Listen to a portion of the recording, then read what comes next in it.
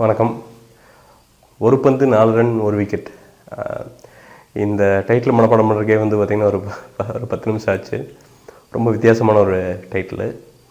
போஸ்டர்லாம் பார்க்குறப்போ வந்து ஒரு ஹாரர் ஃபிலிம் அப்படிங்கிறப்போ சரி, ஒரு பேய் காட்டுவாங்க, அப்புறம் ஒரு பங்களாக்குள்ளே போவாங்க, அப்புறம் வந்து பேய் பிரச்சனை பண்ணும், பெருசாக இஷ்யூக்கள் பண்ணும், அப்புறம் யாராவது ஒரு சாமியாரை கூப்பிட்டு வந்து அடக்கி வெளில போயிடுவாங்க அப்படின்னு நினச்சிட்டு தான் போனது.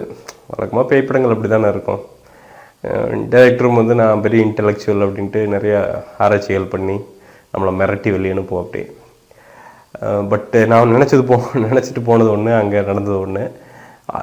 பாசிட்டிவ் வே நான் சொல்கிறது. இப்போது இந்த படம் வந்து நீங்கள் வந்து மேக்கிங் வைஸ் வந்து மிகப்பெரிய படம் அப்படின்னு கேட்டிங்கன்னா எல்லாமே வந்து ஆவரேஜ் டு அபவ் ஆவரேஜ் தான். சினிமோட்டோகிராஃபி ஆகட்டும், எடிட்டிங் ஆகட்டும், மியூசிக் கார்த்திக் அப்படின்னு நினைக்கிறேன், அவரோட பாடல்களாகட்டும், பிஜிஎம் ஆகட்டும், எல்லாம் பயங்கரமாக அப்படி டாப் நாச் அப்படின்னு சொல்லிட முடியாது. அதுவும் அதே சமயம் வந்து ரொம்ப வட்டரகமாக இருக்குதுன்னு சொல்லிட முடியாது. எனக்கு தெரிந்து கார்த்திகினுடைய பாடல்கள் இன்னும் கொஞ்சம் நல்லா இருந்திருக்கும் அப்படின்னு நான் நினச்சேன். எடிட்டிங் எல்லாமே நார்மலான விஷயங்கள் தான். ஆனால் இந்த படத்துக்கு வந்து இந்த படத்தினுடைய ஹீரோ அப்படின்னு நீங்கள் கேட்டிங்கன்னா இந்த படத்தினுடைய கான்செப்ட் அப்படின்னு நான் சொல்லுவேன். அதாவதுங்க, இன்டெலெக்சுவல் பாயிண்ட் ஆஃப் வியூவில் இந்த படத்தை நீங்கள் பார்த்தீங்கன்னா இதில் வந்து ஒரு 1000 ஓட்டைகள் ஈஸியாக கண்டுபிடிச்சிடலாம். அது நான் கண்டிப்பாக வந்து பயங்கரம் ரொம்ப டெக்னிக்கலான ரிவ்யூவர்லாம் வந்து கண்டுபிடிச்சி கிழிச்சு தொங்க விடலாம். பட் ஒரு சாதாரண ஒரு 50 ரூபா டிக்கெட் வாங்கிட்டு போகிற ஒரு ஃபேன் பாயிண்ட் ஆஃப் வியூவில் பார்த்தீங்கன்னு வச்சுக்கோங்களேன், அவங்களே இந்த படம் என்டர்டெயின் பண்ணுது. So any film that entertains audience ஜெயிச்சிரும்.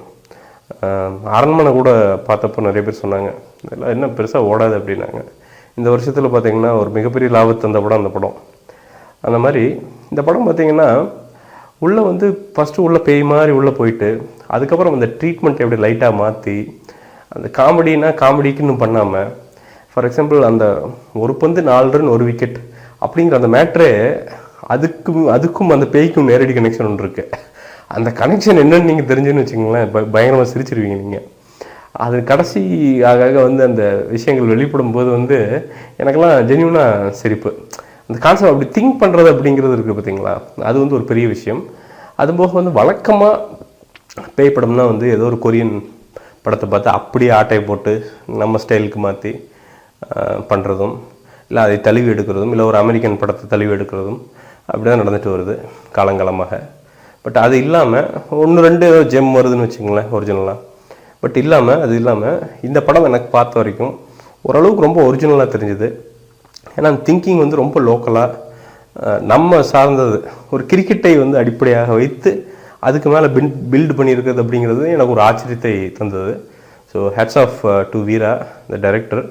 எனக்கு தெரிந்து வந்து மேபி அவர் வந்து இந்த படத்தை வந்து ஒரு 2ஆம் பாகம் பண்ணுறதுக்கு வந்து ஐடியா இருக்கும் அப்படின்னு நான் நினைக்கிறேன். அப்படி இருந்ததுன்னா சில பல தவறுகளை அந்த ஸ்க்ரீன் பிளே வைஸு, அந்த கேரக்டர் சேஷன் வைஸு, அந்த சீன் கண்டினியூஷன் வைஸ் எல்லாம் நிறையா கொஞ்சம் திருத்தங்களை பண்ணார்னா ஒரு மிகப்பெரிய ஹிட் ஆகிறதுக்கான வாய்ப்பு இருக்குது அப்படிங்கிறது வந்து என்னுடைய நம்பிக்கை. த லீடு அவர் பண்ணியிருக்க அப்படி ஹீரோ வந்து ஃபஸ்ட்டு பார்க்குறதுக்கு அப்படியே மேக்கப் போட்டு ஒரு சாதாரண படத்து ஹீரோ மாதிரி தான் தெரிஞ்சார். ஒன்றும் பெருசாக ஸ்பெஷலாக தெரில. பட் போக ஓகே, ஏன்னா ஒரு பெர்ஃபார்மன்ஸ் வந்து பயங்கர கிரேட் அப்படின்னு சொல்லிட முடியாது, பட் ரொம்ப மோசமும் இல்லை.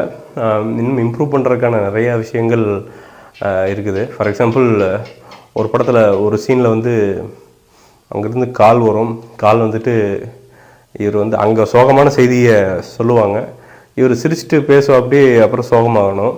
ஆனால் அவங்க கால் பண்ணுறப்போ இவர் திடீர்னு சோகமாகிடுவார். ஸ்க்ரீனில் பார்த்தீங்கன்னா அப்பட்டமாக தெரியும். ஸோ இன்னும் நிறையா இம்ப்ரூவ் பண்ணலாம், தாராளமாக இம்ப்ரூவ் பண்ணலாம். ஹீரோயின் அதே மாதிரி தான் ஒரு அழகு பதுமை மாதிரி தெரிஞ்சாங்க. பட் ஒன்ஸு ஒரு அந்த நெகட்டிவ் ரோல் மாறுறப்போ வந்து ஓகே, பர்ஃபார்மன்ஸ் ஓகே. ஸோ எனக்கு தெரிஞ்சு அந்த கான்செப்ட் ஒர்க் அவுட் ஆகிருக்கிறங்காட்டிக்கு வந்து இவங்க பண்ண பிழைகள்லாம் வந்து சின்ன பிழைகள்லாம் வந்து பெருசாக தெரியல அப்படிங்கிறது ஒரு நல்ல விஷயம். இந்த படத்தில் வந்து சென்ட்ராயனோட காமெடி ரொம்ப ரசித்து பார்த்தேன். அவர் அந்த கெட்டப்பு, அவர் நடக்கிற தோரணை, சென்ட்ராயனுக்கு மிகப்பெரிய ஃப்யூச்சர், ஒரு காமெடியனாக மிகப்பெரிய ஃப்யூச்சர் இருக்குது. ஸோ அவர் வந்து நல்லா யூட்டிலைஸ் பண்ணிக்கணும். நீ வர ஒரு 10-15 ப்ராஜெக்ட்ஸ் வந்து ரொம்ப பார்த்து சூஸியாக எடுத்து அவருக்கு மீட்டி ரோல் இருக்கிற மாதிரி பார்த்து அந்த எக்ஸ்ப்ரெஷன்ஸ்க்கெல்லாம் வந்து இடம் கொடுக்குற டைரக்டரை பார்த்து பண்ணார்னா எனக்கு தெரிஞ்சு சூரி சந்தானம் மாதிரி வந்து சென்ட்ராயன் வந்து ஒரு ஒரு ஒரு பொசிஷனுக்கு போவார். ஏன்னா அவர் பார்த்தோன்னே அந்த சிரிப்பு வர்றது இருக்குது பார்த்தீங்களா, அது வந்து எல்லா காமெடி ஆக்டர்ஸ்கிட்டையும் நடக்காது. அந்த ஒரு இது வந்து சென்ட்ராயன்கிட்ட இருக்குது. ஸோ அதை வந்து அவர் தான் வந்து பில்டப் பண்ணணும். அதே மாதிரி மாப்பிள்ளை விநாயகர் ஜீவா நடிச்சிருக்காரு. ஜீவாவுடைய காமெடியும் ஓகே, பட் அந்த ரஜினி சாயல் அப்படிங்கிறது இருந்துகிட்டே தான் இருக்குது. ஸோ அதை விட்டு கொஞ்சம் வெளி விலகி வந்து அவரும் ஒரிஜினலாக பண்ண ஆரம்பித்தா எனக்கு தெரிஞ்சு வந்து ஒரு நல்ல ஃப்யூச்சர், நிறைய ஆப்பர்ச்சுனிட்டிஸ் அவருக்கு கிடைக்கும் அப்படிங்கிறது என்னுடைய இது. எனக்கு வந்து என்ன ரொம்ப இதுக்குள்ளே பிடிச்சது அப்படின்னா, அந்த பேய் அப்படிங்கிற ஒரு விஷயத்த வந்து இந்த படத்தில் அவங்க ட்ரீட் பண்ணியிருக்கிற விதம் அப்படிங்கிறது.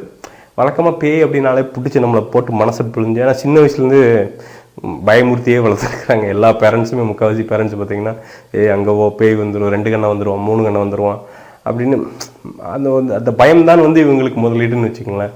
பட் அதை பண்ணாமல் அதையுமே வந்து பேய் அப்படிங்கிறதே வந்து ரொம்ப ஒரு சாஃப்டாக ட்ரீட் பண்ணி அதை சுற்றி காமெடி அழகாக பின்னி கொண்டு போயிருக்கிற விதம் அப்படிங்கிறது எனக்கு ரொம்ப பிடிச்சிருந்துச்சு. அதாங்க நான் சொன்ன மாதிரி லாஜிக்கில் குறை அப்படின்னு பார்த்தீங்கன்னா ஏகப்பட்ட குறைகள் இருக்குது, எக்ஸிக்யூஷனில் ஏகப்பட்ட குறைகள் இருக்குது. ஆக்டிங் வைஸே வந்து நீங்கள் பார்த்தீங்கன்னா அந்த எக்ஸ்ட்ராஸ்லேருந்து மெயின் கேரக்டர்ஸ்லேருந்து எல்லா குறைகளுமே இருக்குது. பட் இது வந்து ஒரு புது டீம், ஒரு புது முயற்சி ஒன்று எடுக்கிறாங்க. அப்படிங்கிறப்போ வந்து ஒரு என்டர்டெயின்மெண்ட் ஆஸ்பெக்டில் நீங்கள் பார்த்தீங்கன்னா ஒரு சாதாரண ஒரு ஒரு ஒரு பாமரனாக போயிட்டு ஒரு 50 ரூபா இல்லை 100 ரூபா கொடுத்துட்டு உங்கள் ஃப்ரெண்ட்ஸோட போய் உட்காந்து பார்க்குறீங்கன்னா அதற்கு ஒர்த்தா அப்படின்னு கேட்டிங்கன்னா எனக்கு தெரிஞ்சு இந்த படம் வந்து நிச்சயம் ஒர்த்து. இது வந்து ஒரு மினிமம் பட்ஜெட் படம் அப்படின்னு கேள்விப்பட்டேன். ஸோ என்னோடய கெஸ் அப்படிங்கிறது நிச்சயமாக வந்து ஒரு கணிசமான லாபத்தை இந்த படம் எட்டுவதற்கான வாய்ப்புகள் நிறைய இருக்குது. ஏன்னா வெளியில் வரும்போது ஆடியன்ஸ் பார்த்திங்கன்னா வந்து ரொம்ப ஜாலியாக சிரிச்சுட்டு ஓகேடா அப்படின்ட்டு தான் போகிறாங்க. அதுக்கு வந்து அந்த எண்டிங்கும் சரி, அந்த கடைசி அந்த ட்ரீட்மெண்ட்டும் சரி, அதெல்லாம் வந்து அவங்கள வந்து ஒரு 5 முதல் 6 தடவை வந்து எல்லோரும் மனசார எல்லோரும் சிரித்ததை பார்க்க முடிந்தது. ஸோ அதுவும் வந்து ஒரு மிகப்பெரிய பாசிட்டிவாக இந்த படத்திற்கு அமைவதற்கான வாய்ப்புகள் நிறைய இருக்குது அப்படின்னு சொல்லிக்க விரும்புகிறேன்.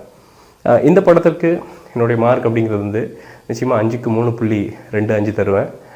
ஒரு நல்ல என்டர்டெய்னருங்க, போங்க போய் உட்காந்து எந்த ஒரு வல்கரிசமும் இல்லை, உள்ள ஜாலியாக பார்த்துட்டு என்ஜாய் பண்ணிட்டு வெளியே வாங்க. மீண்டும் ஒரு விமர்சனம், வீடியோ இல்லாட்டி முன்னோட்டத்துடன் கூடிய விரைவில் உங்களை சந்திக்கிறேன். அதுவரை நன்றி, வணக்கம்.